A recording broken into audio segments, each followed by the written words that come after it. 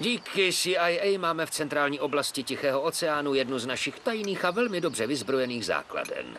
Je umístěna na jednom neobydleném ostrově, je to neutrální území. Základna je před napadením chráněna 2 raketovými čluny a ponorkou. Na ponorce je velitelské stanoviště, odkud lze řídit start rakety, která bude vypuštěna ze základny. A co bude cílem? Cestovní loď. Odkud? Domovským přístavem je Singapur. Zde je prohlášení pro tisk.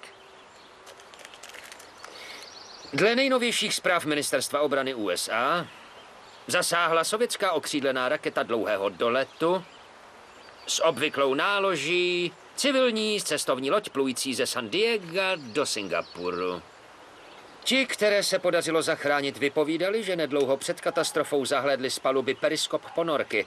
Podle zjištění Ministerstva obrany patří tato ponorka pravděpodobně k sovětské eskadře, která provádí své manévry v jižní části Tichého oceánu.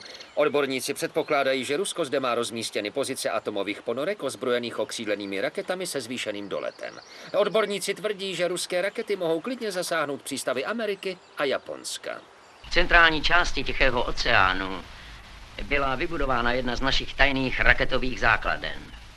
Je umístěna na jednom z neobydlených ostrovů. Je to země nikoho. Před napadením chrání základnu 2 raketové čluny a ponorka. Tato ponorka je předsunuté velitelské stanoviště, odkud lze řídit odpálení rakety ze základny. A co bude cílem? Velká osobní loď. Čí? Domovský přístav Singapur. Tohle je prohlášení pro tisk. Podle spolehlivých údajů Ministerstva obrany USA, ruská okřídlená raketa dalekého doletu s konvenční hlavicí zasáhla včera osobní loď směřující ze San Diega do Singapuru. Několik zachráněných sdělilo, že krátce před katastrofou uviděli z paluby lodě periskop ponorky. Dle informace Ministerstva obrany je tato ponorka nejspíš součástí ruské eskadry, manévrující v jižní části Tichého oceánu. Rusko zde má zřejmě postavení atomových ponorek, vyzbrojených okřídlenými raketami dalekého doletu.